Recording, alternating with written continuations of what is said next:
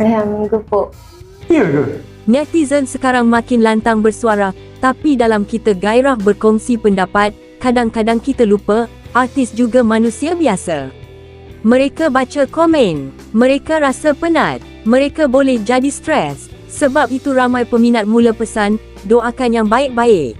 Jangan sampai komen kita buat mereka letih emosi. Baru-baru ini, live Kitsui kembali jadi bualan. Ramai yang tonton sebab ada momen spontan yang mencuri perhatian. Dalam sesi live tersebut, Bella berkongsi secara santai, kalau dia stres, dia akan cari nasi ayam gepuk. Itu makanan healing dia bila penat dengan kerja dan tekanan harian. Tiba-tiba, YB menyampuk dengan nada bergurau, lebih kurang begini bunyinya. Kalau macam tu, you stres ke masa dengan saya? Sebab asyik makan nasi ayam gepuk bila ada dengan saya. Terus Bella jelaskan keadaan sebenar. Katanya bukan sebab kebersamaan itu yang buat dia stres, tapi lebih kepada urusan kerja dan hal lain. Jawapan itu buat suasana live kembali tenang, dan ramai penonton anggap ia sekadar gurauan spontan.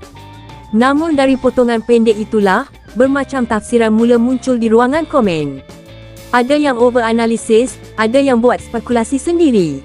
Di sinilah pentingnya peranan netizen. Kita boleh pilih untuk jadi penyokong, atau jadi tekanan tambahan. Kadang satu ayat kasar boleh melekat lama dalam fikiran seseorang. Tapi satu doa baik juga boleh beri kekuatan yang besar.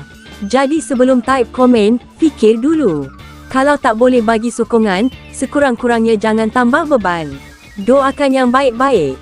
Biar ruang komen jadi tempat yang menenangkan, bukan menyesatkan.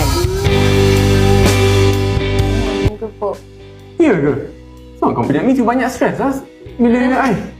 Tak selalu je tengok dia order ayam gepuk. Tak adalah, saya kan stres pasal ni lah.